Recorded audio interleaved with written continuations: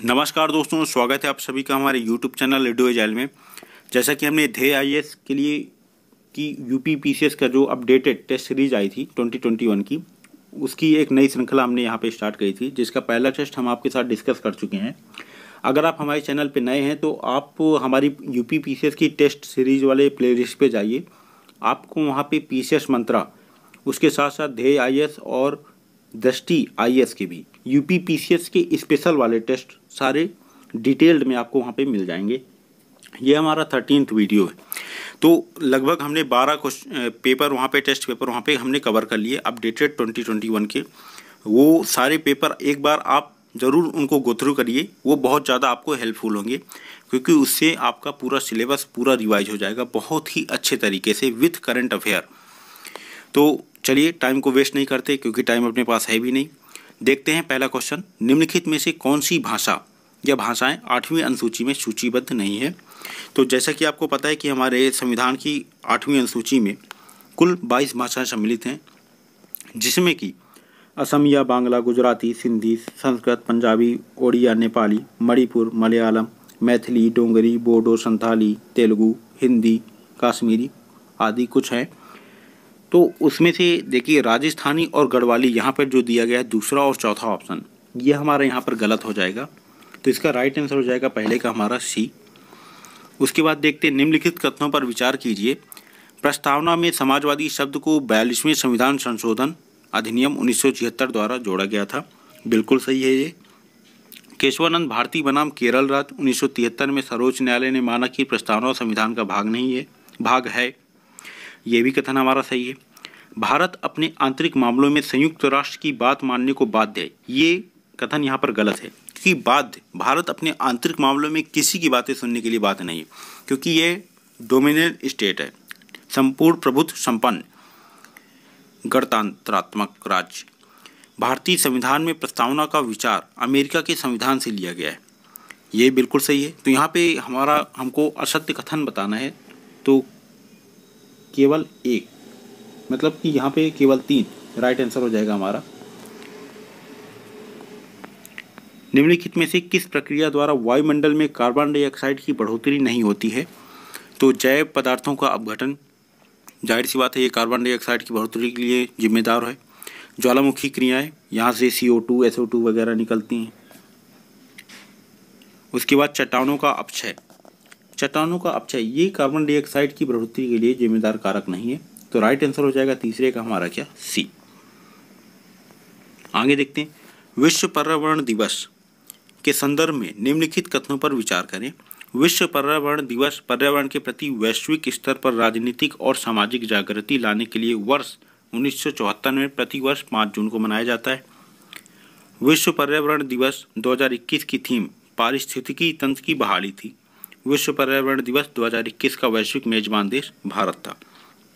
आपको बताना है यहाँ पे असत्य कथन कौन सा है। तो यहाँ पे तीसरा, जिसमें कि विश्व पर्यावरण दिवस 2021 का वैश्विक मेजबान देश भारत था। तो यहाँ पे मेजबान देश भारत नहीं बल्कि पाकिस्तान था। बाकी हमारे कथन यहाँ पर सही हैं। तो इसका राइट आंसर हो जाएगा चौथे का क्या, सी। क्वेश्चन नंबर 5 देखते हैं, वायुमंडल में पाई जाने वाली गैसों को उनके घनत्व के अनुसार बढ़ते क्रम में व्यवस्थित करें। तो यहाँ पे देखिए कुछ आपको करेक्शन करना पड़ेगा। यहाँ पे जो साइन है ये जस्ट अपोजिट है, इसका आपको ऐसा साइन लगाना पड़ेगा।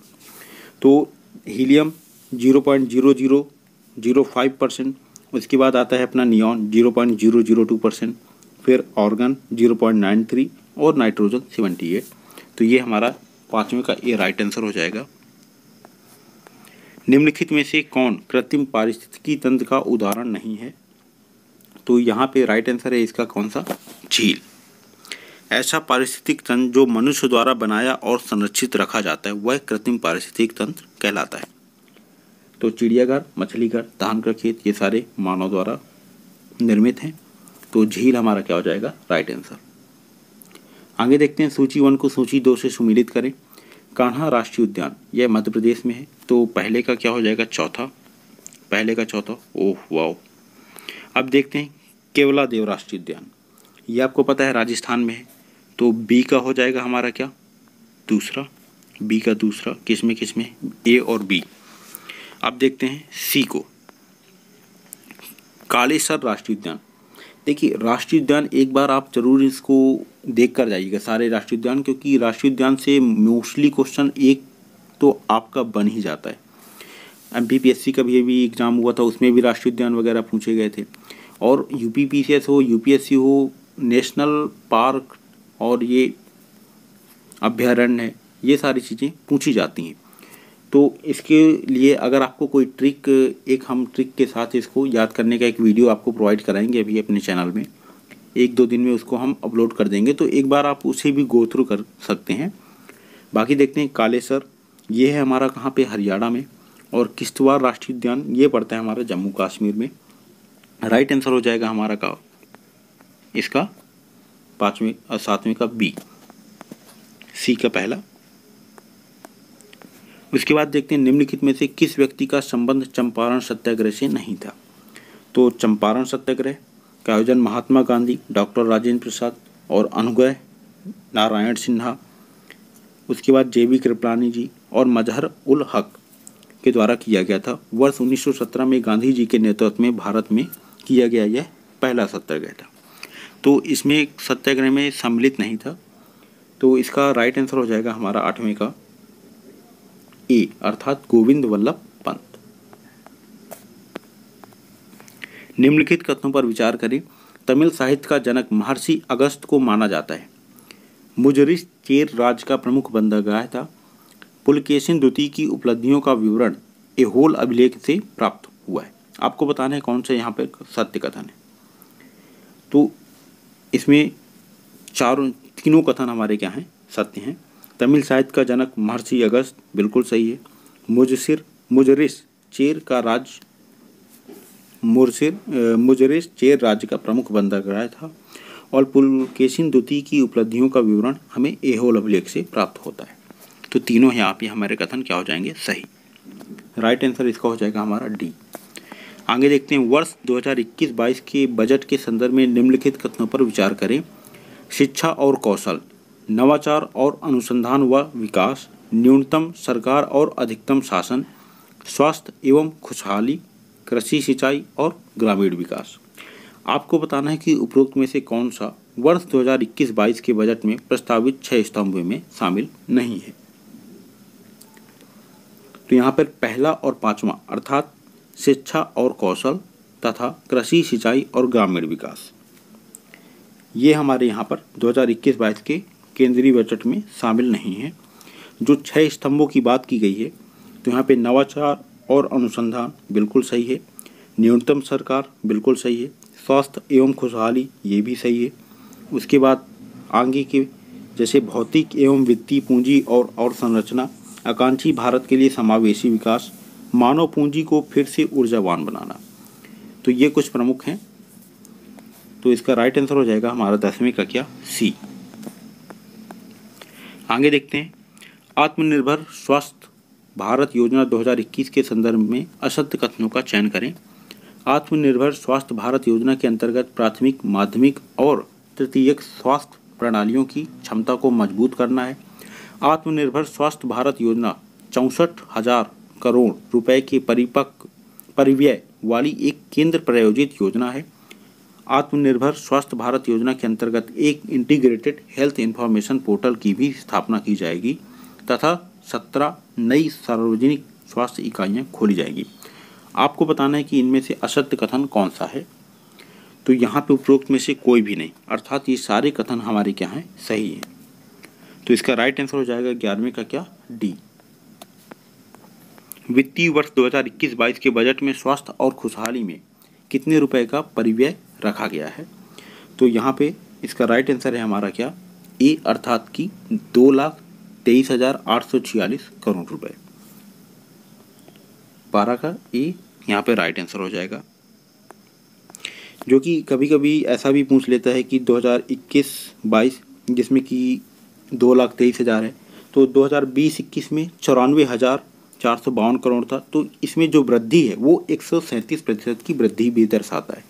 तो ऐसा भी कभी घुमाकर क्वेश्चन पूछ लेता है, जो कि आदत है UPPCS की। तो आप ऐसा भी याद रखिएगा कि 137% की वृद्धि। आगे देखते हैं, निम्नलिखित में से कौन सकल राष्ट्रीय उत्पाद की गणना में शामिल है। तो सकल राष्ट्रीय उत्पाद को एक सामान्य देश की जीडीपी में उस देश के नागरिकों के द्वारा देश के भीतर तथा विदेशों में उत्पादित की गई अंतिम वस्तुओं और सेवाओं के सकल मूल्य को जोड़कर तथा देश की सीमा के भीतर विदेशी नागरिकों के द्वारा उत्पादित अंतिम वस्तुओं और सेवाओं के मूल्य को घटाकर प्राप्त किया जा सकता है।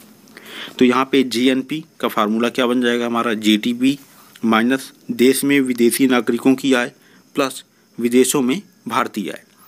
तो यहाँ पे हमारा राइट आंसर इसका हो जाएगा डी, अर्थात कि उपरोक्त सभी यहाँ पर क्या है, शामिल है। तो 13 का राइट आंसर है उपरोक्त डी। 14 देखते हैं, निम्नलिखित युग्मों पर विचार कीजिए। झील और उससे संबंधित स्थान। देवरिया झील, देवरिया झील यह पड़ती है हमारी कहाँ पे, कन्नौज में। गोमती ताल, गोमती ताल ये पड़ती है हमारी पीलीभीत में। और यहाँ पे कीठम ताल ये पड़ता है हमारा कहाँ पे, आगरा में। तो कुछ ऐसे जो की पॉइंट्स हैं जिसके बारे में आपको याद है, ठीक है, पहले तो आप उसको यहाँ पे सुमेलित करिए, मिलाइए। और कुछ आपको टेक्निक्स वगैरह, जैसे कि किस प्रकार से एलिमिनेशन मेथड का हमें यूज करना है, इसके लिए हमने सेपरेट वीडियो अपलोड कर रखा है, आप एक बार उन्हें भी देख सकते हैं, प्लेलिस्ट में आपको मिलेगा। तो एलिमिनेशन मेथड के थ्रू भी आपको इसको ट्राई करना चाहिए। यहाँ पे हमारा इसका राइट आंसर हो जाएगा डी, अर्थात कि दूसरा और तीसरा उपरोक्त में से जो सही युग्म है। तो डी का हो जाएगा हमारा 14 का यहाँ पे राइट आंसर हो जाएगा डी। देवरिया ताल कन्नौज में है, कीठम ताल आगरा, गोमती ताल पीलीभीत और पयांग झील कहाँ है, बहराइच में। आगे देखते हैं क्वेश्चन नंबर 15, निम्नलिखित में से क्षेत्रफल के अनुसार से उत्तर प्रदेश का सबसे बड़ा जिला कौन सा है।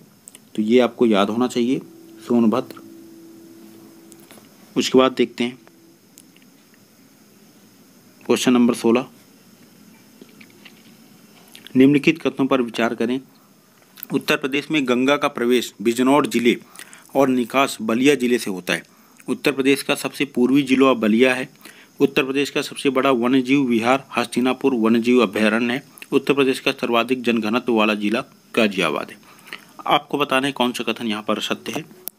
तो इसमें इनमें से कोई नहीं, अर्थात सारे कथन यहाँ पर क्या हैं, हमारे सत्य हैं। उत्तर प्रदेश जनसंख्या की दृष्टि से भारत का सबसे बड़ा राज्य है। क्षेत्रफल की दृष्टि से उत्तर प्रदेश का स्थान राजस्थान, मध्य प्रदेश, महाराष्ट्र के बाद चौथे स्थान पर है। और गंगा बिजनौर जिले में प्रवेश करती है। ये सारे कथन हमारे क्या हैं, यहाँ पर सही हैं। आगे देखते हैं क्वेश्चन नंबर 17, उत्तर प्रदेश संस्कृत संस्थान कहाँ स्थित है। तो यह स्थित है हमारा कहाँ पर, लखनऊ में। तो इसका राइट आंसर हो जाएगा इनमें से कोई नहीं, 17 का डी। निम्नलिखित में से किस जिले के टेराकोटा आर्ट को जीआई टैग प्राप्त हुआ है। तो यह प्राप्त हुआ है गोरखपुर के। इसका राइट आंसर हो जाएगा क्या, गोरखपुर। निम्नलिखित में से कौन क्रिप्स मिशन के साथ कांग्रेस के आधिकारिक वार्ताकारों में सम्मिलित नहीं थे। सरदार पटेल, जवाहरलाल नेहरू, रफ़ी अहमद किदवाई या मौलाना आज़ाद। तो यहाँ पे मार्च 1942 में स्टैफोर्ड क्रिप्स के नेतृत्व में क्रिप्स मिशन भारत में आया था, जिसमें जवाहरलाल नेहरू एवं मौलाना आज़ाद क्रिप्स मिशन के साथ कांग्रेस के आधिकारिक वार्ताकारों में शामिल थे। तो यहाँ पे हमारा राइट आंसर हो जाएगा, सम्मिलित नहीं थे सरदार पटेल और रफ़ी अहमद किदवाई। तो राइट आंसर है 19 का क्या, बी। 1857 के विद्रोह में निम्नलिखित नेताओं में से कौन सा एक डंकाशाही के उपनाम से प्रसिद्ध था। तो डंकाशाही अब्दुल्ला अहमदुल्ला शाह फैजाबाद के प्रसिद्ध मौलवी थे, जो कि डंकाशाही के उपनाम से भी प्रसिद्ध। तो इसका राइट आंसर हो जाएगा हमारा क्या, डी। आगे देखते हैं 21, भारतीय राष्ट्रीय कांग्रेस द्वारा निम्नलिखित में से किस एक अधिवेशन में साइमन कमीशन के विरोध का निर्णय लिया गया था। तो इसका निर्णय लिया गया था फरवरी 1928 में। साइमन कमीशन जो भारत आया, जिसमें कि 7 अंग्रेज थे। इसी कारण भारतीय राष्ट्रीय कांग्रेस द्वारा श्वेत कमीशन कहा जाए, और इसका विरोध करने का निर्णय मद्रास अधिवेशन 1927 में लिया गया था। तो राइट आंसर इसका हो जाएगा मद्रास अधिवेशन 1927, अर्थात कि 20 का ए। निम्नलिखित युग्मों में से कौन सा एक सही सुमेलित नहीं है। राजा राम मोहन राय, इनसे एक क्वेश्चन आपको हमेशा मिलता है कि समाज का स्थापक कौन थे, क्योंकि ये समाज सुधारक हैं और समाज सुधारक भारतीय संस्कृति के उत्थान में बहुत ही ज़्यादा इनका महत्वपूर्ण योगदान है। जो कुरीतियाँ हैं उनको मिटाने में या उनको दूर करने के लिए, तो इन सबको तो आपको एक बार ज़रूर ध्यान से देख कर जाना चाहिए। और इसके लिए ये टॉपिक आपको MPPSC से भी रिलेटेड मिलेगा, और उसके लिए हमने एक वीडियो हमने MPPSC के नाम से अपलोड किया था, जिसमें कि सारे हमने जितने भी समाज सुधारक हैं उनके द्वारा जो स्थापित समाज है उसका हमने वहाँ पे बहुत ही अच्छा वहाँ पे डिटेल में वर्णन किया है। आप एक बार उसे प्लेलिस्ट में जाकर देखिएगा, आपको मिल जाएगा इम्पॉर्टेंट टॉपिक्स में। तो राजा राम मोहन राय, इनकी बात कर लेते हैं। ठीक है, तो आपको इसमें बताना है कि कौन सा सुमेलित नहीं है। तो 1875 इसमें मैडम ब्लावस्की एवं तथा कर्नल अल्कॉट ने न्यूयॉर्क में थियोसॉफिकल सोसाइटी की स्थापना करी थी। तो थियोसॉफिकल सोसाइटी जो कि महादेव गोविंद रनाडे यहाँ पर दे रखा है, ये हमारा क्या हो जाएगा, गलत। तो इसका राइट आंसर क्या है, डी। बाकी यहाँ पे सारे सही सुमेलित हैं। यूपी किसान सभा की स्थापना हुई थी, तो इसकी स्थापना होती है कब, फरवरी 1918 में, जिसमें कि मदन मोहन मालवीय, गौरीशंकर मिश्र और इंद्र नारायण द्विवेदी के प्रयासों से यूपी किसान सभा का स्थापना की जाती। आगे देखते हैं 24। निम्नलिखित में से कौन एक बम्बई प्रेसिडेंसी एसोसिएशन की स्थापना से संबंधित नहीं था। तो यहाँ पे संबंधित नहीं है महादेव गोविंद रनाडे। 1885 में फिरोज शाह मेहता, बदरुद्दीन तैयबजी और KT तेलंग के प्रयासों से बम्बई प्रेसिडेंसी एसोसिएशन की स्थापना हुई थी। राइट आंसर इसका हो जाएगा महादेव गोविंद रनाडे। लॉर्ड वेलेजली की सहायक संधि स्वीकार करने वाला पहला मराठा सरदार कौन था। तो यहाँ पे पहले मराठा बाजीराव द्वितीय थे। राइट आंसर हो जाएगा इसका क्या, बी। मुगल काल में अब्दुल कादिर बदायूनी द्वारा निम्नलिखित में से किसका अनुवाद फारसी भाषा में किया गया था। तो इनके द्वारा रामायण का फारसी में अनुवाद किया गया था। निम्नलिखित युग्मों में कौन सा सही सुमेलित है। बहादुर शाह, शाह ए बेखबर, जहांदार शाह, लंपट मूर्ख, फर्रुख सियर, घृणित कायर, सभी सही सुमेलित हैं। आपको बताना है कौन सा सही सुमेलित है। तो यहाँ पे सारे सही सुमेलित हैं। यहाँ पे राइट आंसर हो जाएगा 27 का क्या, डी। निम्नलिखित युग्मों में से कौन सा एक सही सुमेलित है। वंश और संस्थापक, सैयद वंश, खिजर खान, तुगलक वंश, गयासुद्दीन तुगलक, पाल वंश, गोपाल, या सभी सही सुमेलित है। तो 28 का हमारा राइट आंसर हो जाएगा क्या, डी।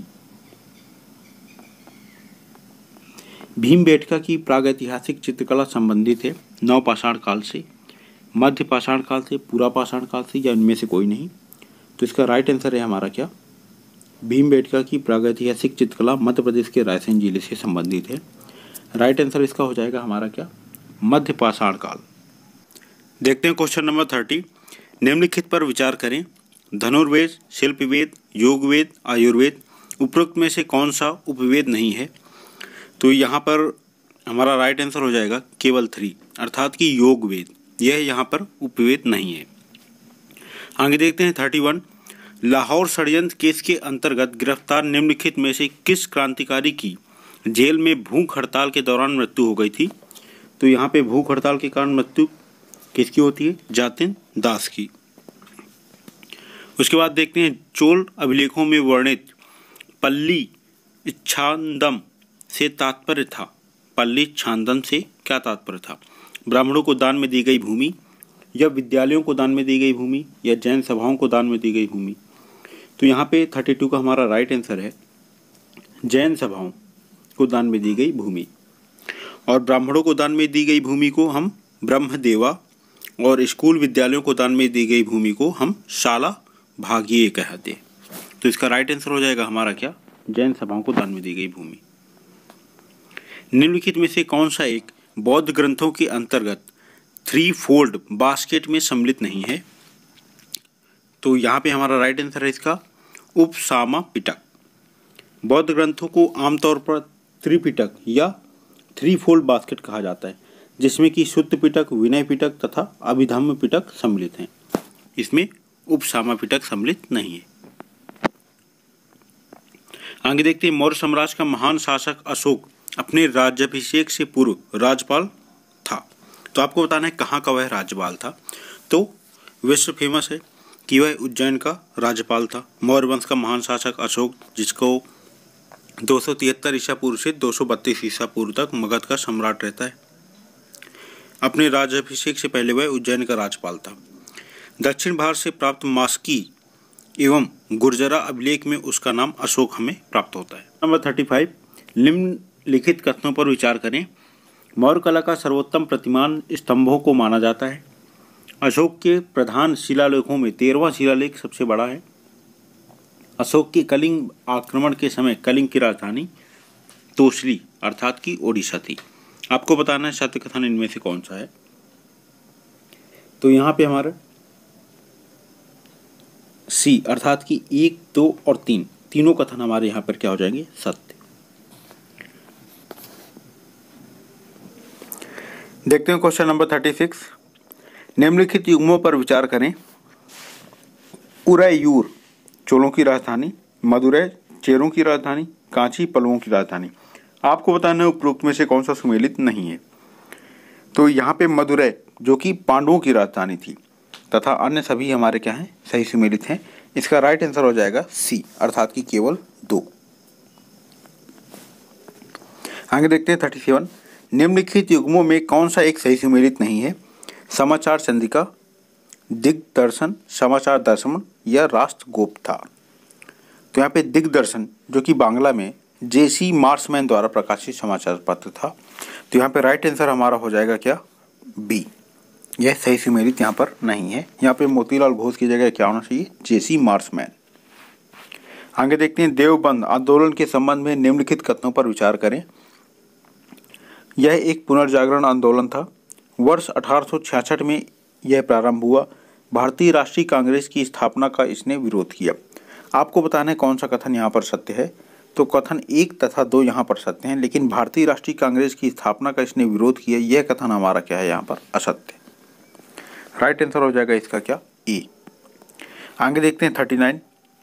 केंद्रीय विधानसभा में बम फेंके जाने के संबंध में किसने कहा था कि यह बम देशवासियों का ध्यान आकर्षित करने के लिए एक बहुत बड़ा धमाका था।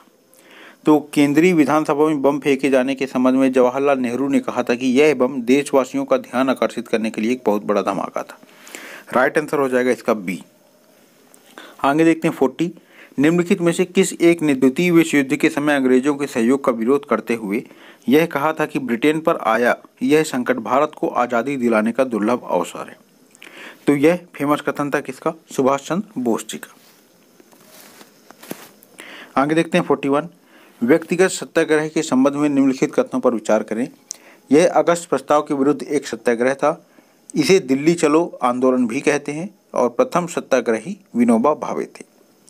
तो यहाँ पे हमारा जो राइट आंसर है 41 का, वो हो जाएगा हमारा क्या, डी, अर्थात कि उपरोक्त सभी यहाँ पर क्या है, सत्य है। क्वेश्चन नंबर 42 देखते हैं। निम्नलिखित में से किस एक तिथि को महात्मा गांधी एवं अंबेडकर के मध्य पूना समझौता हस्ताक्षरित हुआ। तो यह 26 सितंबर 1932 को गांधी जी एवं अंबेडकर के मध्य पूना समझौता संपन्न हुआ। तो इसका राइट आंसर हो जाएगा क्या, 42 का सी। निम्नलिखित को उनके सही कालानुक्रम में व्यवस्थित करें। शिमला सम्मेलन, कैबिनेट मिशन, प्रत्यक्ष कार्यवाही दिवस, संविधान सभा का चुनाव। तो यहाँ पे जैसा कि आपको पता होगा कि संविधान सभा का चुनाव ये किया जाता है कब, जुलाई 1946 में। और कैबिनेट मिशन जो कि आता है 24 मार्च 1946। शिमला सम्मेलन 25 जून से 14 जुलाई 1945 और प्रत्यक्ष कार्यवाही दिवस जो कि मनाया जाता है 16 अगस्त 1946 को। तो यहाँ पे हमारा राइट आंसर हो जाएगा डी, अर्थात कि पहले कौन सा, शिमला सम्मेलन। राइट आंसर है इसका क्या, डी। आगे देखते हैं महत्वपूर्ण पुस्तकें और उनके संबंधित लेखक। The great rebellion Ashok Mehta, 1857 S N. Sen, या first war of Indian independence V D. Savarkar. आपको बताना है इनमें से कौन सा सत्य कथन है, सही सुमेलित है। तो यहाँ पे 3 की तीनों हमारे क्या है, उपरोक्त सभी यहाँ पे राइट आंसर हो जाएगा डी।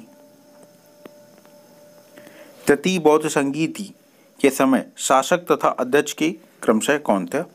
तो तृतीय बौद्ध संगीति जो कि 251 ईसा पूर्व में पाटलिपुत्र में संपन्न होती है और इस समय जो शासक हैं अशोक और अध्यक्ष मोगली पुत्र तिस्त। तो यहाँ पे राइट आंसर हो जाएगा इसका क्या, सी। उसके बाद देखते हैं अकबरकालीन पत्रकारों में निम्नलिखित में से कौन एक सबसे विख्यात था। तो यहाँ पे सबसे विख्यात आ जाता है अपना क्या, गिजाली, 46 का ए, जो कि कुरान का प्रथम अनुवादक माना जाता है। निम्नलिखित कथनों में सत्य कथन चुने। ट्रांस हिमालय अग्नेय चट्टानों का बना है। हिमालय का नदी घाटियों के आधार पर वर्गीकरण सिडनी बुराड़ ने किया था। आपको बताना है कौन सा कथन यहाँ पर क्या है हमारा सत्य है। तो यहाँ पे केवल दो, ट्रांस हिमालय के अंतर्गत काराकोरम, लद्दाख, जस्कर और कैलाश आदि पर्वत श्रेणियाँ आती हैं, जिनका निर्माण हिमालय से भी पहले हो चुका था। ट्रांस हिमालय अवसादी चट्टानों का बना है। अर्थात कथन 1 हमारा असत्य तथा कथन 2 हमारा क्या है, सत्य। तो राइट आंसर हो जाएगा 47 का हमारा क्या, बी। आगे देखते हैं। तांबा उत्पादन हेतु प्रसिद्ध रांगपो क्षेत्र प्रसिद्ध है। क्षेत्र स्थित है, आपको बताना है कहाँ। तो यह तांबा उत्पादक क्षेत्र प्रसिद्ध रांगपो, यह सिक्किम में स्थित है। इसका राइट आंसर हो जाएगा ए। सतलज नदी किस दर्रे के सहारे भारत में प्रवेश करती है। तो यह सिपकिला दर्रा हिमाचल प्रदेश के जास्कर श्रेणी में स्थित है। सतलज नदी इसी दर्रे के सहारे भारत में प्रवेश करती। तो इसका राइट आंसर हो जाएगा सी। निम्नलिखित कथनों में कौन सा कथन सत्य है। Great barrier reef Queensland Australia तट के पूर्व में स्थित है। टिड्डा एक प्राथमिक उपभोक्ता है। आपको बताना है कौन सा कथन यहाँ पर क्या है, सत्य है। तो यहाँ पे कथन 1 तथा 2 दोनों हमारे क्या है, सत्य। निम्नलिखित में से कौन केरल की सर्वाधिक लंबी नदी है। तो केरल की सर्वाधिक लंबी नदी है हमारी भारतपुझा, इसे पेन्नानी भी कहा जाता है। निम्नलिखित में से कौन सा एक राजधानी नगर सफेद नील तथा नीली नील नदी के संगम में स्थित है। तो ये आपको बिल्कुल पता होना चाहिए, खार्तूम। उत्तरी सूडान की राजधानी खार्तूम में सफेद नील तथा नीली नील नदी का संगम होता है और इसे संयुक्त रूप से नील नदी के नाम से जाना जाता है। 53 भारत का लगभग 98% कोयला गोंडवाना क्रम की चट्टानों में पाया जाता है और इसमें सल्फर की मात्रा अधिक होती है। तो यहाँ पे बताना है कौन सा कथन क्या है हमारा, सत्य है। तो यहाँ पे केवल एक, अर्थात भारत का लगभग 98% कोयला गोंडवाना क्रम की चट्टानों में पाया जाता है। इसमें सल्फर की मात्रा न्यून होती है, यह बिटुमिनस कोयला होता है। तो इसका राइट आंसर हो जाएगा 53 का ए। निम्नलिखित में से कौन सा बोर्नियो द्वीप में सहभागी है। तो बोर्नियो द्वीप यहाँ पे मलेशिया के साबाह एवं सारावाक प्रांत बोर्नियो द्वीप के अंग है। इंडोनेशिया का कालीमंतान क्षेत्र बोर्नियो द्वीप का अंग है और ब्रुनेई देश बोर्नियो द्वीप पर अवस्थित है। तो यहाँ पे राइट आंसर हो जाएगा इसका सी, दूसरा, तीसरा और चौथा। आगे देखते हैं 55 तटरेखा की लंबाई की घटते क्रम में राज्यों का सही क्रम क्या है। तो तटरेखा आपको जैसा कि पता होना चाहिए कि अंडमान एवं निकोबार द्वीप समूह, अंडमान निकोबार द्वीप समूह जिसकी तटरेखा है 1962 किलोमीटर। उसके बाद है गुजरात 1214 किलोमीटर, महाराष्ट्र 652 किलोमीटर और केरल 669 किलोमीटर। तो इसका राइट आंसर हो जाएगा बी। भारत की तटरेखा की कुल लंबाई की अगर बात करें तो 7513.6 किलोमीटर। आगे देखते हैं 56 निम्नलिखित द्वीप समूहों में कौन सा एक पश्चिमी भूमध्य सागर में स्थित है। तो पश्चिमी भूमध्य सागर में बालियारिक द्वीप समूह स्थित है। मार्शल, मलेशिया तथा गिलबर्ट प्रशांत महासागर में स्थित द्वीप है। इसका राइट आंसर हो जाएगा 56 का डी। निम्नलिखित द्वीपों में से एक एमराल्ड द्वीप समूह के नाम से जाना जाता है। आपको बताना है कौन सा वह द्वीप है। तो अंडमान एवं निकोबार को एमराल्ड द्वीप समूह के नाम से भी जाना जाता है। जनजाति और उससे संबंधित क्षेत्र बिनदीबू फिलीपींस, एटा ऑस्ट्रेलिया, इन्यूट तारिम बेसिन, उइगर उत्तरी अमेरिका। आपको बताना है कि इनमें से सही सम्मिलित कौन सा होगा। तो देखिए बिंदु यह पाई जाती है हमारी कहाँ पर, ऑस्ट्रेलिया। एटा यह फिलीपींस में और उइगर तारिम बेसिन में। इन्यूट हो गई उत्तरी अमेरिका की। इसका राइट आंसर हो जाएगा बी। यहाँ पे आप एलिमिनेशन मेथड भी यूज कर सकते हैं। अगर आपको बिंदुबी जिसका कि ऑस्ट्रेलिया है, अगर आप यही गेस कर पाते हैं तो यहाँ पे आप इजीली एक और दूसरा यहाँ से आप आसानी से इसमें बता सकते हैं राइट आंसर। आगे देखते हैं 59। निम्न नदियों में से कौन सी एक लद्दाख एवं जास्कर पर्वत श्रेणी के मध्य प्रवाहित होती है? तो यहाँ पे सिंधु नदी का उद्गम स्थल तिब्बत के मानसरोवर झील के निकट कैलाश पर्वत का उत्तरी ढाल है और यह नदी लद्दाख एवं जास्कर श्रेणी के मध्य स्थित है। राइट आंसर हो जाएगा इसका क्या? सिंधु। निम्नलिखित में से कौन सी देशांतर रेखा उत्तरी अमेरिका महाद्वीप के बीच से होकर गुजरती है? तो यहाँ पे हो जाएगी हमारा राइट आंसर 100 डिग्री पश्चिमी देशांतर रेखा उत्तरी अमेरिका महाद्वीप के बीच से होकर गुजरती। आगे देखते हैं 61। निम्नलिखित में से कौन सा एक दक्षिण अफ्रीका का बंदरगाह नगर नहीं है? तो यहाँ पे दक्षिण अफ्रीका का जो जोहान्सबर्ग नगर अंतरिम भाग में स्थित है, अन्य सभी दक्षिण अफ्रीका के बंदरगाह नगर हैं। तो यहाँ पे जोहान्सबर्ग हमारा राइट आंसर होगा। 62। निम्नलिखित में से कौन सा महान हिमालय या हिमाद्री में पर्वत शिखर नहीं है? तो इसका राइट आंसर होगा हमारा क्या? माउंट नागटिब्बा, जो कि लघु हिमालय की श्रेणी है। अन्य तीनों श्रेणियां हमारे हिमालय या हिमाद्री के महान हिमालय या हिमाद्री के पर्वत शिखर हैं। माउंट नागटिब्बा, डी हमारा यहाँ पे राइट आंसर होगा। आगे देखते हैं 63। निम्नलिखित युग्मों में से कौन सा एक सही सुमेलित है? ढक्कन ट्रैप, इसका निर्माण होता है क्रिटेशियस युग में। आपको एक बार इरा सारी एक बार आपको देख कर जाने चाहिए और एक बार आप इसे याद कर लीजिए अच्छी तरीके से। पश्चिमी घाट, इसका निर्माण होता है सेनोजोइक में। अरावली प्री कैम्ब्रियन, बहुत ही ज़्यादा फेमस है। नर्मदा मैदान, यह अत्यंत न्यूनतम काल का है। तो यहाँ पे हमें बताना है कौन सा सही सुमेलित है। तो 63 का हमारा बी पश्चिमी घाट, जो कि सेनोजोइक है, ये हमारा राइट आंसर यहाँ पे हो जाएगा। निम्नलिखित में से कौन सी एक नगरीय विकास की चरमावस्था का घोतक है? तो नगरीय विकास की चरमावस्था, नगरीय विकास की 6 अवस्थाएं होती हैं, जिसमें कि इयोपोलिस, पोलिस, मेट्रोपोलिस, मेगापोलिस और टायरेनोपोलिस और नेक्रोपोलिस। तो यहाँ पे हमें बताना है चरमावस्था। तो 64 का हमारा राइट आंसर हो जाएगा नेक्रोपोलिस। निम्नलिखित विकल्पों में से कौन सा सही ढंग से ग्रहों को उनके आकार में आरोही क्रम को दर्शाता है? आरोही अवरोही क्रम अर्थात घटते क्रम में। तो जाहिर सी बात है कि सबसे बड़ा सौरमंडल में स्थित ग्रहों का आकार बड़े से छोटे के अनुसार अगर देखें तो बृहस्पति, उसके बाद शनि, फिर यूरेनस, फिर नेपच्यून, फिर पृथ्वी और शुक्र और मंगल, फिर बुध। तो यहाँ पे हमारा जो राइट आंसर हो जाएगा वो होगा सी, अर्थात कि पहले यूरेनस, फिर आएगा पृथ्वी, फिर हमारा मंगल और फिर बुध। आगे देखते हैं 66। भारत में सर्वाधिक महत्वपूर्ण वन है। तो भारत में सर्वाधिक महत्वपूर्ण मानसूनी वन है, जैसे कि साल, शीशम, चंदन जैसे आर्थिक महत्व के वृक्ष होते हैं, जो कि भारत में आर्थिक दृष्टि से मानसून वन सर्वाधिक महत्वपूर्ण पाए जाते हैं। आगे देखते हैं 67। निम्नलिखित भारतीय राज्यों में से कौन सा एक भूटान तथा बांग्लादेश दोनों के मध्य सीमा का निर्धारण करता है? तो यहाँ पे राइट आंसर है इसका पश्चिम बंगाल। सूती वस्त्र उद्योग के लिए विशेष रूप से प्रसिद्ध हानशिन औद्योगिक प्रदेश स्थित है। तो यह आपको बताना है कहाँ स्थित है। तो यह जापान में स्थित है। हानशिन औद्योगिक प्रदेश जो कि सूती वस्त्र हेतु प्रसिद्ध है और यह ओसाका, कोबे एवं कीटी इस प्रदेश के प्रमुख औद्योगिक नगर हैं, जो कि जापान में स्थित हैं। तो राइट आंसर हो जाएगा 68 का हमारा क्या? बी। निम्नलिखित पर्वत श्रेणियों को उत्तर से दक्षिण क्रम में आपको व्यवस्थित करना है। धौलाधर, जास्कर, लद्दाख और पीर पंजाल। तो यहाँ पे पर्वत श्रेणियों का उत्तर से दक्षिण में क्रम, पहले आ जाती है हमारी क्या? लद्दाख श्रेणी, फिर जास्कर और पीर पंजाल, फिर धौलाधर। तो यहाँ पे राइट आंसर हो जाएगा हमारा 69 का क्या? बी। आगे देखते हैं 70। देश और उससे संबंधित तेल क्षेत्र: ईरान, मस्जिद सुलेमान, इराक, किरकुक, कुवैत, बरगान और सऊदी अरब, दम्माम। आपको बताना है सही सुमेलित, यहाँ पे सही जोड़ी इसमें से कौन सा सही सुमेलित होगा।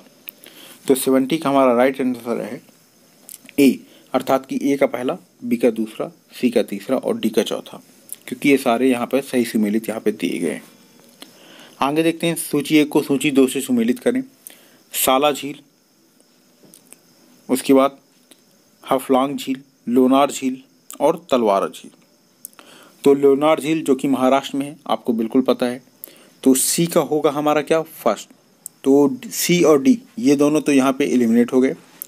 उसके बाद देख लेते हैं हम किसको, तलवार झील, जिसका तीसरा होगा यहाँ पे राइट आंसर, मतलब कि राजस्थान।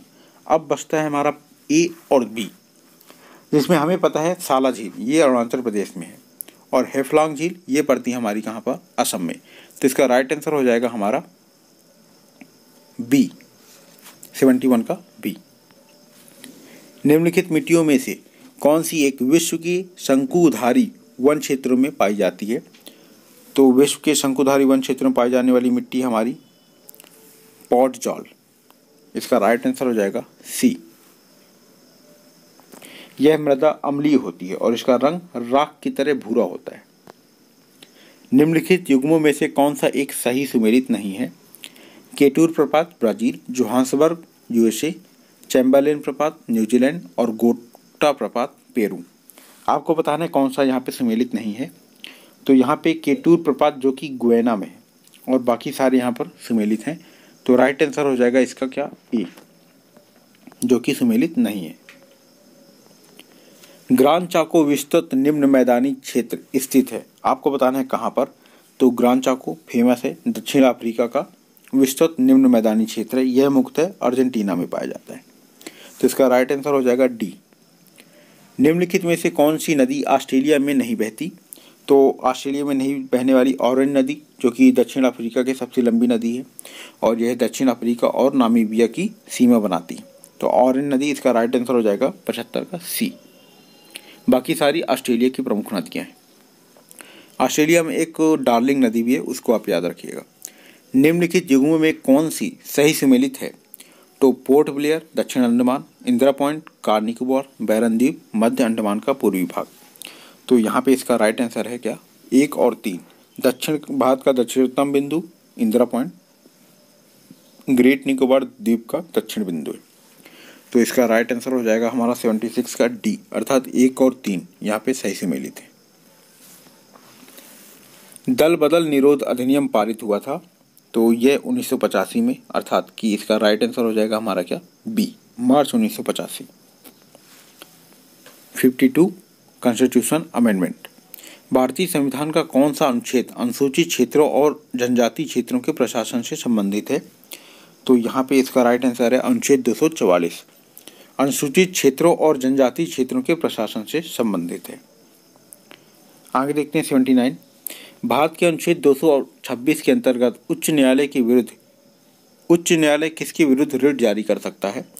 तो उच्च न्यायालय का रिट जारी करने का जो क्षेत्राधिकार है वो उच्चतम न्यायालय से व्यापक है। तो इसका 79 का हमारा राइट आंसर हो जाएगा इनमें से सभी के विरुद्ध, किसी व्यक्ति के विरुद्ध या किसी प्राधिकारी के या किसी संगठित निकाय के विरुद्ध यह जारी कर सकता है। आगे देखते हैं क्या 80। राष्ट्रपति द्वारा जारी अध्यादेश की शक्तियों के संबंध में कौन सा कथन सत्य है। तो इसका वर्णन संविधान के अनुच्छेद 123 में है, बिल्कुल सही है। इसका प्रभाव संसद द्वारा निर्मित कानून के समान होता है, बिल्कुल सही। राष्ट्रपति द्वारा किसी भी समय इसे वापस लिया जा सकता है और सभी कथन सत्य हैं। तो यहाँ पे सभी कथन हमारे क्या हैं, सत्य हैं। राइट आंसर हो जाएगा इसका डी। निम्नलिखित में से कौन सा उच्चतम न्यायालय को अपीली क्षेत्राधिकार के अंतर्गत कौन से उच्चतम न्यायालय की अपीली क्षेत्राधिकार के अंतर्गत आते हैं। तो 2 या 2 से अधिक राज्यों के विवाद उच्चतम न्यायालय का प्रारंभिक या मूल क्षेत्राधिकार है। तो यहाँ पे हमारा राइट आंसर हो जाएगा इसका दूसरा और तीसरा, अर्थात कि संविधान की व्याख्या से संबंधित मामले और विशेष इजाजत से अपील। राइट आंसर 81 का बी। संविधान सभा द्वारा पारित किए गए उद्देश्य प्रस्ताव के संबंध में निम्नलिखित में से कौन सा एक कथन असत्य है। तो यहाँ पे संविधान सभा द्वारा पारित किए गए उद्देश्य प्रस्ताव के संबंध में दिए गए सारे कथन हमारे क्या हैं यहाँ पर सत्य, क्योंकि इसके अनुसार भारतीय गणराज्य प्रांतों एवं देश राज्यों का संघ होगा, बिल्कुल सही है। उद्देश्य प्रस्ताव पंडित नेहरू के द्वारा 13 सितंबर 1946 को प्रस्तुत किया गया था, ये भी सही। स्वतंत्र भारत और उसके संविधान की शक्तियों और प्राधिकारों का मूल स्रोत जनता होगी, बिल्कुल सही। 83 लोकसभा के विघटित हो जाने पर राज्यसभा में लंबित विधेयक जिसे लोकसभा ने पारित कर दिया समाप्त हो जाएगा। लोकसभा में लंबित सभी विधेयक समाप्त हो जाते हैं। तो आपको बताना है कौन सा कथन यहाँ पर सही है। तो दोनों कथन हमारे क्या है यहाँ पर सही। इसका राइट आंसर हो जाएगा सी। क्षेत्रीय परिषदों के बारे में कौन सा कथन असत्य है। तो यहाँ पे वर्तमान में 5 क्षेत्रीय परिषदें हैं, जैसे कि क्षेत्रीय परिषद के संबंध में बाकी सारे कथन यहाँ पर सही हैं, लेकिन वर्तमान में जो 4 दे रखा है यहाँ पर 5 होगा। तो बी इसका क्या है असत्य कथन 84 का। निम्नलिखित नीति निर्देशक तत्वों में से कौन सा एक उदारवादी बौद्धिक सिद्धांत पर आधारित है। तो यहाँ पे समान नागरिक संहिता उदारवादी बौद्धिक सिद्धांत पर आधारित है। तो 85 का राइट आंसर हो जाएगा बी। निम्नलिखित में से कौन सा एक उपबंध साधारण बहुमत से संशोधित नहीं किया जा सकता। तो यहाँ पे साधारण बहुमत से राज्यों की कार्यपालिका शक्ति में संशोधन विशेष बहुमत और राज्यों के अनुमोदन के आधार पर होता है। तो इसका राइट आंसर हो जाएगा सी। निम्नलिखित युग्म में कौन सा एक सही सुमेलित नहीं है। अनुच्छेद और उसके प्रावधान। अनुच्छेद 23 मानव के दुर्व्यापार एवं बालाश्रम का प्रतिषेध। अनुच्छेद 24 कारखानों में बालकों के नियोजन का प्रतिषेध। अनुच्छेद 26 धार्मिक कार्यों के प्रबंधन की स्वतंत्रता। अनुच्छेद 29 अल्पसंख्यकों को शिक्षा संस्थाओं की स्थापना एवं प्रशासन का अधिकार। तो आपको बताना है कौन सा यहाँ पे सही सुमेलित नहीं है। तो अनुच्छेद 30 में अल्पसंख्यकों की शिक्षा संस्थाओं की स्थापना एवं प्रशासन का अधिकार प्रदान किया गया है। तो यहाँ पे ये हमारा क्या हो जाएगा गलत, अर्थात 87 का राइट आंसर क्या हो जाएगा डी। देखते हैं क्वेश्चन नंबर 88। राष्ट्रपति के निर्वाचन में राज्य का मुख्यमंत्री मतदान करने के लिए पात्र नहीं होता यदि। तो जैसा कि आपको पता होना चाहिए कि राष्ट्रपति के निर्वाचन में विधानमंडल में सिर्फ विधानसभा ही है जो कि इसमें पार्टिसिपेट करती है, विधान परिषद यहाँ पर पार्टिसिपेट नहीं करता। तो यदि वह राज्य विधानमंडल में उच्च सदन का सदस्य हो तो वह यहाँ पर मतदान नहीं करेगा। एक बात और आपको यहाँ पे राष्ट्रपति के निर्वाचन से संबंधित जान लेनी चाहिए कि राष्ट्रपति के निर्वाचन में राज्यसभा और लोकसभा के जो मनोनीत सदस्य होते हैं, जैसे कि एंग्लो इंडियन लोकसभा में और 12 जो कि राष्ट्रपति के द्वारा मनोनीत किए जाते हैं, यह इनके निर्वाचन में भाग नहीं लेते, बल्कि जो राष्ट्रपति के महाभियोग की प्रक्रिया होती है उनमें इनको सदस्य के रूप में सम्मिलित किया जाता है। आगे देखते हैं 89। किस अनुच्छेद के तहत यह प्रावधान किया गया है कि कोई व्यक्ति जो लाभ का पद धारण करता है वह संसद का सदस्य चुने जाने के अयोग्य है। तो 89 में डी अनुच्छेद 102 का ए। आगे देखते हैं 90। निम्नलिखित में कौन सी लोकसभा की विशिष्ट शक्तियां हैं। प्रधानमंत्री का केवल लोकसभा में चुना जाना, उपराष्ट्रपति को पद से हटाना। तो यहाँ पे विशेष शक्तियों में इनमें से कोई भी लोकसभा की शक्ति नहीं है। तो इसका राइट आंसर हो जाएगा डी। उच्चतम न्यायालय द्वारा दिए गए विभिन्न फैसलों के आधार पर निम्नलिखित में से कौन से मूल संरचना से सम्मिलित हैं। संविधान का धर्मनिरपेक्ष स्वरूप, न्यायपालिका की स्वतंत्रता, संसदीय शासन प्रणाली। तो यहाँ पर उपरोक्त सभी, अर्थात कि केशवानंद भारती जो 1973 का केस था उसमें मूल संरचना का सिद्धांत दिया गया था और संसद के अनुच्छेद 368 के तहत संविधान के किसी प्रावधान में संशोधन कर सकती है संसद, लेकिन वह संविधान के मूल ढांचे को परिवर्तित नहीं कर सकती। तो यहाँ पे प्रश्न में दिए गए सारे कूट यहाँ पर क्या है मूल संरचना के यहाँ पे भाग है।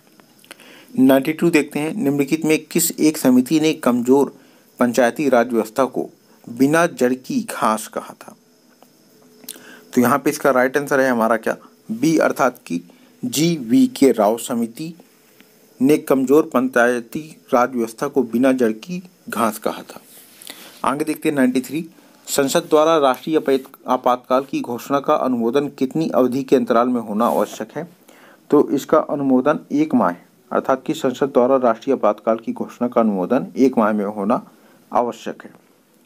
94। निम्नलिखित में से किस एक वाद में सर्वप्रथम सर्वोच्च न्यायालय द्वारा प्रथम बार संसद की संशोधन शक्ति को सीमित किया गया था।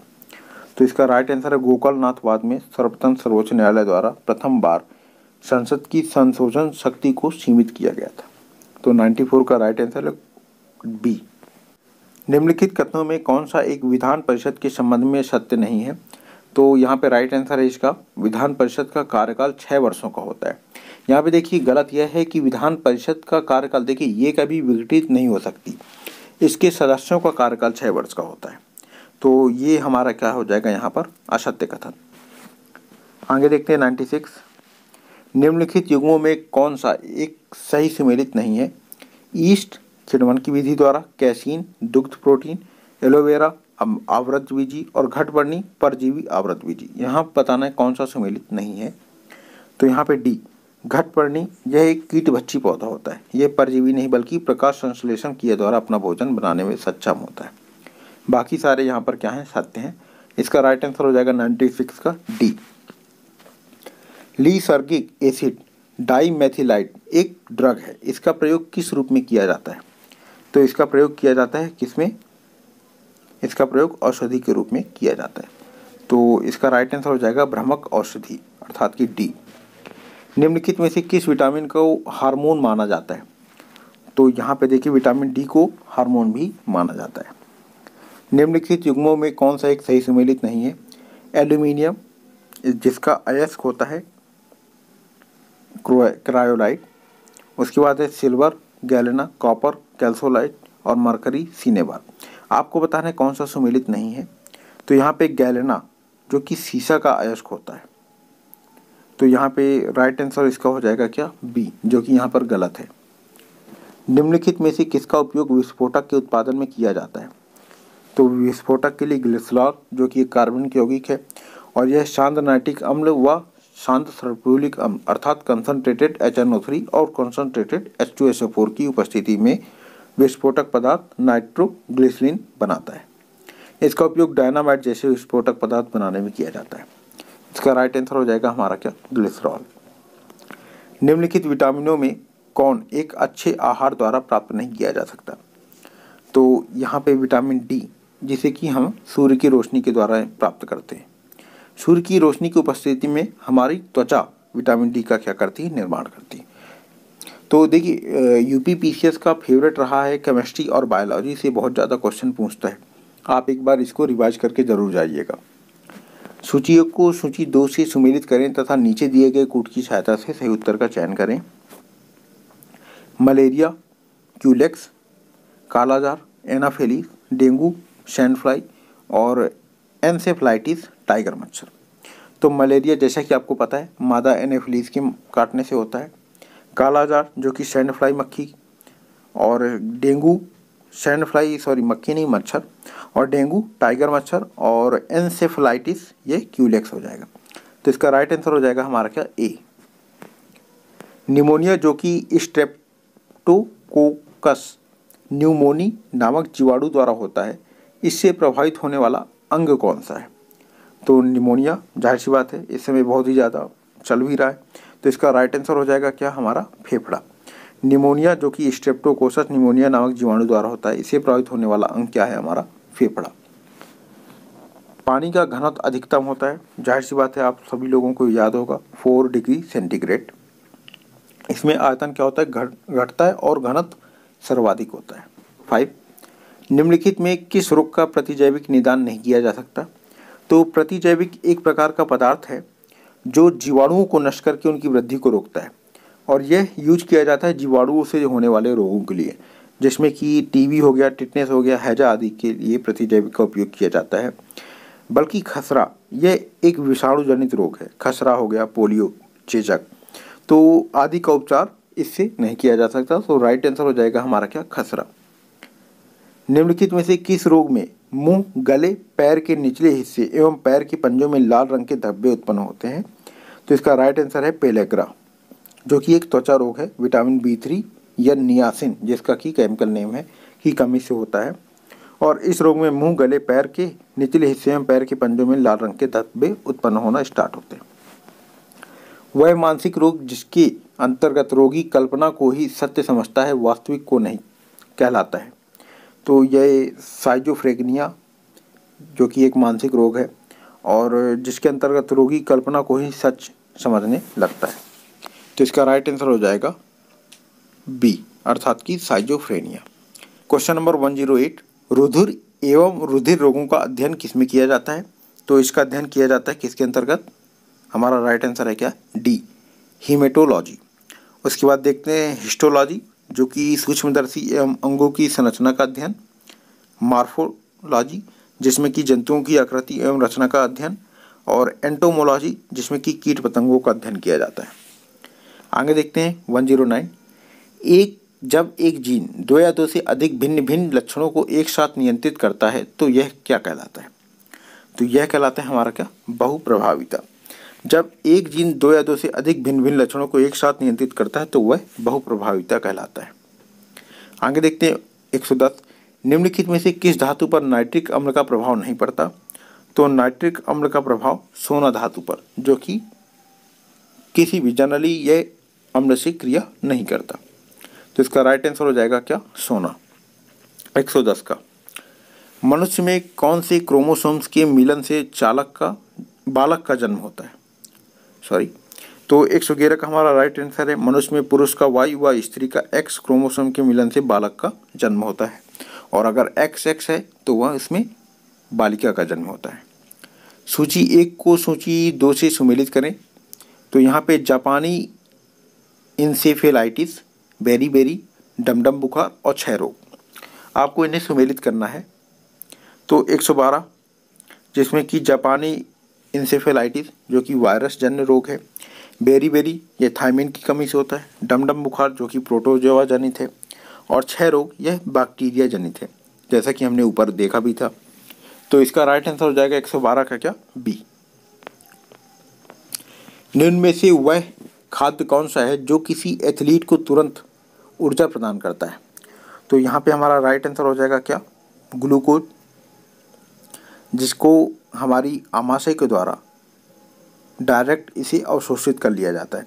जैसे ग्लूकोज हो गया, उसके बाद आप एथिल अल्कोहल की बात करें तो इनसे क्या है, आपको डायरेक्ट एनर्जी प्राप्त होती है, क्योंकि इनका पाचन नहीं होता बल्कि आमाशय के द्वारा इनको डायरेक्ट इसको अवशोषित कर लिया जाता है।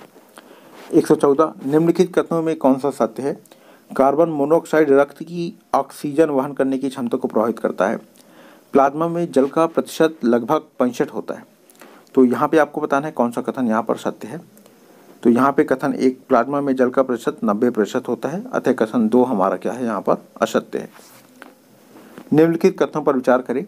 खरवार जनजाति उत्तर प्रदेश के सोनभद्र जिले में पाई जाती है। कर्मा खरवार जनजाति द्वारा किया जाने वाला प्रमुख नृत्य है, और खरवार जनजाति का मूल निवास पलामू जो कि झारखंड में है। तो आपको बताना है इनमें से सत्य कथन कौन सा है। तो 115 का हमारा राइट आंसर है तीनों, 1, 2 और 3 अर्थात कि ए। निम्नलिखित पर विचार करें। चीन, कनाडा, ऑस्ट्रेलिया, भारत, उपरोक्त में से इनके घटते क्षेत्रफल के अनुसार आपको क्या करना है? व्यवस्थित करना है। तो 116 में 7 बड़े देशों की अगर बात करें तो पहले नंबर पे आता है रूस, फिर कनाडा, फिर USA, फिर चीन, फिर ब्राज़ील, ऑस्ट्रेलिया और भारत। तो इसका राइट आंसर हो जाएगा हमारा क्या? सी। सबसे पहले आएगा हमारा क्या? कनाडा, और यहाँ पे सबसे लास्ट में भारत। आगे देखते हैं 2001-2011 के दशक में भारत उत्तर प्रदेश में जनसंख्या की वृद्धि दर में कितनी गिरावट हुई उत्तर प्रदेश में? तो यहाँ पे 2001 से 2011 के दशक में उत्तर प्रदेश में जनसंख्या की वृद्धि में 5.63% की गिरावट हुई, जो कि पहले 25.85 थी और वर्तमान 20.22%। आगे देखते हैं 118। उत्तर प्रदेश में शहीद चंद्रशेखर आज़ाद पक्षी विहार कहाँ पर स्थित है? तो यह उन्नाव में स्थित है। तो इसका राइट आंसर हो जाएगा बी। निम्नलिखित में कौन सा औषधि प्रकार के पोषक चक्र को दर्शाता है? तो यहाँ पे इसका राइट आंसर हो जाएगा सी। फास्फोरस औषधि प्रकार के पोषक तत्व को दर्शाता है। निम्नलिखित कथनों में से असत्य कथन का चयन करें। मैंग्रोव वनों की पारिस्थितिकी उत्पादकता घास तथा समुद्री पारितंत्र में कम होती है। मैंग्रोव पौधे सामान्यतः जरायुज होते हैं। तो मैंग्रोव वनों की पारिस्थितिकी उत्पादकता घास तथा समुद्री पारितंत्र से भी अधिक होती है, और मैंग्रोव पौधे जरायुज नहीं होते। तो यहाँ पे हमारा राइट आंसर हो जाएगा, इसमें आपको बताना है असत्य कथन। तो यहाँ पे 1 तथा 2 दोनों हमारे क्या हो जाएंगे? यहाँ पे असत्य हो जाएंगे। गोविंद वल्लभ पंत कृषि एवं प्रौद्योगिकी विश्वविद्यालय जिसकी स्थापना वर्ष 1960 में हुई थी कहाँ पर स्थित है? तो यह स्थित है हमारा कहाँ पे? पंतनगर अर्थात कि उत्तराखंड, जिसकी स्थापना नवंबर 1960 में हुई थी। निम्नलिखित युग्मों में कौन सा सही सुमेलित नहीं है? या सही सुमेलित नहीं है। राई बुंदेलखंड, नटवारी पूर्वी उत्तर प्रदेश, रमिया ब्रजभूमि और सैरा चैनपुर। तो इसका राइट आंसर है कौन सा? सैरा, जो कि सामान्यतः बुंदेलखंड क्षेत्र में किया जाता है। 123 निम्नलिखित युग्मों में से कौन सा एक सही सुमेलित नहीं है? गोल्डन सिटी, गोल्डन सिटी आपको पता होना चाहिए। तो यहाँ पे अमृतसर, डायमंड हार्बर कोलकाता, बिहार का शोक दामोदर और क्वीन ऑफ डेक्कन। तो जाहिर सी बात है आपको इसका आंसर पता होना चाहिए, क्योंकि बिहार का शोक कोसी नदी को कहा जाता है। तो दामोदर यहाँ पे इसका गलत हो जाएगा। तो 21, 23 का राइट आंसर हो जाएगा सी। बाकी सारे यहाँ पर क्या हैं? सही सुमेलित हैं। उत्तर प्रदेश की किस जिले की सीमा हरियाणा राज्य से नहीं लगती है? तो हरियाणा राज्य से लगने वाले उत्तर प्रदेश के जिले हैं सहारनपुर, शामली, बागपत, गौतम बुद्ध नगर, अलीगढ़ और मथुरा। तो यहाँ पे इसका राइट आंसर हो जाएगा हमारा क्या? सी, अर्थात कि आगरा, जो कि आप इजीली इसको गेस भी कर सकते हैं। निम्नलिखित पर विचार कीजिए। रेणुकेश्वर महादेव मंदिर सोनभद्र, दिगंबर जैन मंदिर कौशाम्बी और आरंगा पार्वती मंदिर उन्नाव। तो आपको बताना है कौन सा सम्मिलित है। तो 125 यहाँ पे आरंगी पार्वती मंदिर गोंडा में स्थित है और बाकी सारे हमारे क्या हैं? सही सम्मिलित हैं। तो इसका राइट आंसर हो जाएगा 125 का ए। उत्तरी कोयला नदी घाटी परियोजना निम्नलिखित में से किन राज्यों की संयुक्त परियोजना है? तो यह उत्तर प्रदेश, बिहार, झारखंड, उड़ीसा। तो 126 यहाँ पे उत्तरी कोयला नदी घाटी परियोजना बिहार और झारखंड की संयुक्त परियोजना है। इसका राइट आंसर हो जाएगा दूसरा और तीसरा, अर्थात कि बी। निम्नलिखित में से कौन सा जैव उपचारण की विधियां हैं? तो यहाँ पे राइट आंसर है 127 का क्या हमारा? डी, अर्थात कि उपरोक्त सभियां। यहाँ पे फाइटो रेमेडिएशन, इसकी बात करें तो प्रदूषण को पादपों की मदद से हटाना कहलाता है। और फाइटो निष्कर्षण, जिसमें कि प्रदूषकों को जड़ों एवं पत्तियों में संग्रहित कर जैव उपचार करना। और ऑयल जैपर की बात करें तो जीवाणु आधारित जैव उपचार मॉडल। आगे देखते हैं 128 निम्नलिखित युग्मों में कौन सा सुमेलित नहीं है? झूला मेला, द्रुपद मेला, सोरो मेला या शाकंभरी देवी का मेला। तो यहाँ पे इसका राइट आंसर है सारो मेला, जो कि एटा में आयोजित होता है। बाकी सारे हमारे क्या है यहाँ पर? सही सुमेलित है। विदेशी निवेश का वह स्वरूप जिसमें शेयर बाजार के माध्यम से निवेश होता है क्या कहलाता है? तो यह हमारा क्या कहलाता है? विदेशी निवेशक का स्वरूप। तो इसे हम पोर्टफोलियो निवेश कहते हैं। क्या कहते हैं इसको? पोर्टफोलियो निवेश, अर्थात कि 129 का सी। जलवायु परिवर्तन प्रदर्शन सूचकांक CCPI प्रदर्शित किया जाता है। तो यह प्रदर्शित किया जाता है जर्मन वॉच द्वारा। तो इसका राइट आंसर हो जाएगा सी। खराब होने वाले कृषि बागवानी उत्पादों के मूल्य नियंत्रण के लिए बाजार हस्तक्षेप को सहयोग प्रदान करने हेतु मूल्य स्थिरीकरण कोष प्रारंभ किया गया था। किस वर्ष? आपको बताना है कि इसे किस वर्ष प्रारंभ किया गया था। तो इसे 2015 में प्रारंभ किया गया था। आगे देखते हैं। गन्ने के उचित एवं लाभकारी मूल्य FRP को मंजूरी कौन प्रदान करता है? तो इसकी मंजूरी प्रदान की जाती है आर्थिक मामलों की मंत्रिमंडल समिति के द्वारा। तो 132 का हमारा राइट आंसर हो जाएगा क्या? सी। वर्ष 1911 की जनगणना के अनुसार न्यूनतम शहरी लिंगानुपात वाला राज्य कौन सा है? तो यहाँ पे इसका राइट आंसर है कौन सा हमारा? जम्मू एवं कश्मीर। 133 का डी। उत्तर प्रदेश के निम्नलिखित जनपदों में से किस एक की सीमा गोरखपुर से नहीं लगती है? तो बस्ती जिले की सीमा गोरखपुर जनपद में नहीं मिलती है। तो इसका राइट आंसर हो जाएगा बी। 135 देखते हैं। निम्नलिखित युग्मों में कौन सा एक सही सुमेलित नहीं है? सर्वाधिक ग्रामीण साक्षरता औरैया, सर्वाधिक नगरीय जनसंख्या गाजियाबाद, सर्वाधिक अनुसूचित जाति जनसंख्या सीतापुर और सर्वाधिक लिंगानुपात गौतम बुद्ध नगर। तो आपको बताना है सुमेलित नहीं है। तो यहाँ पर देखिए जनगणना 2011 के अनुसार उत्तर प्रदेश में सर्वाधिक लिंगानुपात वाला जिला जौनपुर है। तो ये हमारा क्या हो जाएगा यहाँ पर? गलत। तो 135 का राइट आंसर हो जाएगा डी। देखते हैं क्वेश्चन नंबर 136। राजकोषीय नीति के उद्देश्य के संबंध में कौन सा एक असत्य है? आर्थिक समृद्धि को सुनिश्चित करना, मूल्य स्थिरता बनाए रखना, आय का पुनर्वितरण करना और सरकारी व्यय को कम करना। तो 136 देखिए, राजकोषीय नीति का उद्देश्य व्यय को प्रबंधित करना है, कम करना नहीं। तो अन्य सभी इसके प्रमुख उद्देश्यों में सम्मिलित हैं, लेकिन कथन डी हमारा सरकारी व्यय को कम करना, ये हमारे यहाँ पे असत्य कथन हो जाएगा। जनगणना 2011 के अनुसार मात्र नगर निगम की जनसंख्या के अनुसार उत्तर प्रदेश के महानगरों का सही क्रम क्या है? तो उत्तर प्रदेश के महानगरों का आपको सही क्रम यहाँ पे मिलता है कि जनगणना 2011 के अनुसार अगर देखें तो उत्तर प्रदेश के महानगरों का क्रम है लखनऊ, जिसमें कि 2.82 मिलियन, नागपुर की बात कर, कानपुर की बात करें 2.77 मिलियन, गाजियाबाद 1.64 मिलियन और आगरा 1.58, मेरठ 1.31, वाराणसी 1.20 और प्रयागराज 1.12 मिलियन। तो यह हमारा क्या है, महानगरों का सही क्रम है। तो यहाँ पे हमारा राइट का आंसर हो जाएगा इसका 137 का डी, अर्थात कि सबसे पहले आएगा हमारा कौन सा, लखनऊ, उसके बाद आता है हमारा कानपुर, उसके बाद आता है हमारा थर्ड नंबर पे गाजियाबाद।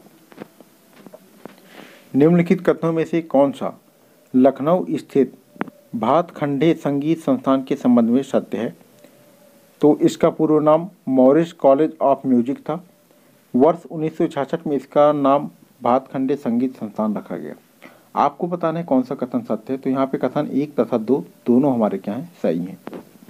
आगे देखते हैं, भारत कला भवन संग्रहालय वाराणसी में स्थित है, जिसके विकास में मुख्य भूमिका निभाती है। इनमें से आपको बताना है कि कौन सी है। तो यह किसके विकास में मुख्य भूमिका निभाती है, चित्रकला, हस्तशिल्प या मूर्तिकला? तो यह भारत कला भवन संग्रहालय वाराणसी में स्थित है और यह चित्रकला के विकास में क्या है, मुख्य भूमिका निभाती है। तो इसका राइट आंसर हो जाएगा ए। निम्न कथनों पर विचार करें। गन्ना प्रजनन संस्थान कोयम्बटूर में है। भारत वर्ष की प्रथम चीनी मिल प्रतापगढ़ उत्तर प्रदेश में स्थापित की गई। उत्तर प्रदेश को भारत के शक्कर का प्याला कहा जाता है। आपको बताना है कौन सा कथन यहाँ पर सत्य है। तो भारतवर्ष की प्रथम चीनी मिल प्रतापपुर अर्थात की देवरिया उत्तर प्रदेश में सन 1903 में स्थापित की गई थी और बाकी हमारे जितने भी कथन है यहाँ पर क्या है, सत्य हैं। तो इसका राइट आंसर हो जाएगा हमारा क्या, सी। निम्नलिखित में से कौन सा युगल टोक्यो ओलंपिक 2020 में रजत पदक विजेता है? तो यहाँ पे रजत पदक में अगर टोक्यो ओलंपिक 2020 की बात करें तो भारत ने कुल 7 पदक जीते, जिसमें से 1 स्वर्ण, 2 रजत और 4 कांस्य पदक हैं। नीरज चोपड़ा ने भाला फेंक प्रतियोगिता में स्वर्ण पदक जीता, मीराबाई चानू ने वेट लिफ्टिंग में और रवि दाहिया कुश्ती में रजत पदक। कांस्य पदक विजेताओं में अगर देखें तो भारतीय पुरुष hockey team, PV Sindhu badminton, Lovlina Borgohain boxing और पहलवान बजरंग पुनिया पदक विजेता हैं। तो 141 का हमारा राइट आंसर हो जाएगा क्या, बी। 142 देखें, 13वें ब्रिक्स शिखर सम्मेलन के संदर्भ में निम्नलिखित कथनों पर विचार करें। शिखर सम्मेलन की अध्यक्षता भारत द्वारा की गई। शिखर सम्मेलन का विषय वैश्विक स्थिरता, साझा सुरक्षा और अभिनव विकास है। तो 142 का हमारा राइट आंसर हो जाएगा यहाँ पर क्या, बी, क्योंकि 13वें ब्रिक्स शिखर सम्मेलन की अध्यक्षता भारत द्वारा वर्चुअल माध्यम से की गई और शिखर सम्मेलन का विषय यह था निरंतरता, समेकन और सहमति के लिए अंतर ब्रिक्स सहयोग। यहाँ पे ब्रिक्स 15 निरंतरता, समेकन और सहमति के लिए अंतर ब्रिक्स सहयोग, यह इसका क्या था, विषय था। तो वैश्विक स्थिरता, साझा सुरक्षा और अभिनव विकास, यह 12वें ब्रिक्स शिखर सम्मेलन का क्या था, विषय था। तो इसका राइट आंसर हो जाएगा 142 का क्या, बी। आगे देखते हैं, निम्न में से कौन सा द्विपक्षीय अभ्यास भारत व इंडोनेशिया के मध्य आयोजित होता है? तो भारत और इंडोनेशिया के मध्य में हमारा कौन सा, समुद्र शक्ति और गरुड़ शक्ति। समुद्र शक्ति का अभ्यास सुंडा जलडमरू मध्य में भारत और इंडोनेशिया के मध्य होता है और उसके बाद देखें गरुड़ शक्ति, तो इसका आयोजन भारत और इंडोनेशिया के मध्य में होता है। तो और संयुक्त अभ्यास मित्र शक्ति की बात करें तो यह भारत और श्रीलंका के मध्य में होता है। तो इसका राइट आंसर हो जाएगा हमारा क्या, डी, अर्थात कि ए तथा बी दोनों। वैश्विक नवाचार सूचकांक 2021 में भारत का स्थान क्या था, क्या है?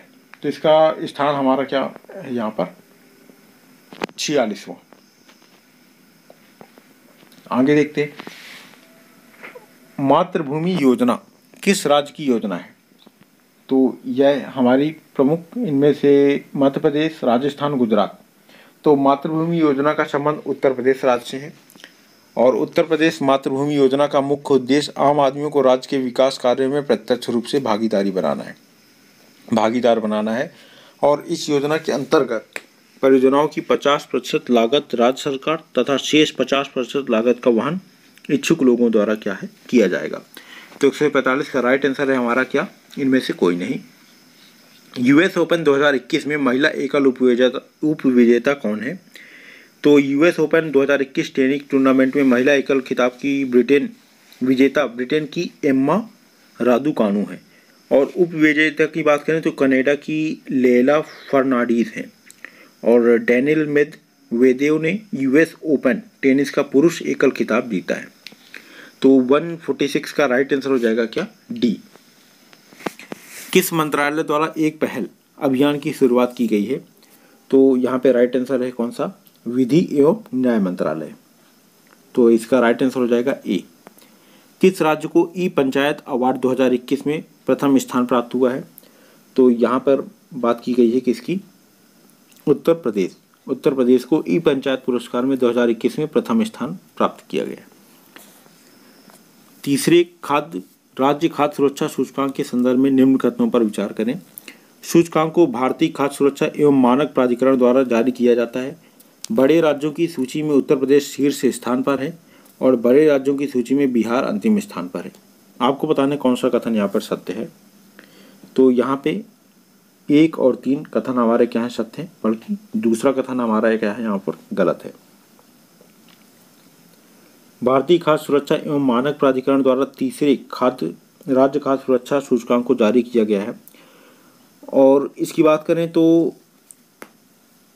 सूचकांक में बड़े राज्यों में गुजरात को यहाँ पर शीर्ष स्थान प्राप्त हुआ है। तो उत्तर प्रदेश यहाँ पर क्या हो जाएगा, गलत। तो 149 का राइट आंसर है क्या, पहला और तीसरा। निम्नलिखित में से संघाई सहयोग संगठन का नया सदस्य कौन सा है? तो संघाई सहयोग संगठन का नया सदस्य है हमारा क्या, ईरान। तो इसका राइट आंसर हो जाएगा क्या है, बी। तो आज के लिए बस इतना ही दोस्तों, मिलते हैं अपने नेक्स्ट वीडियो में।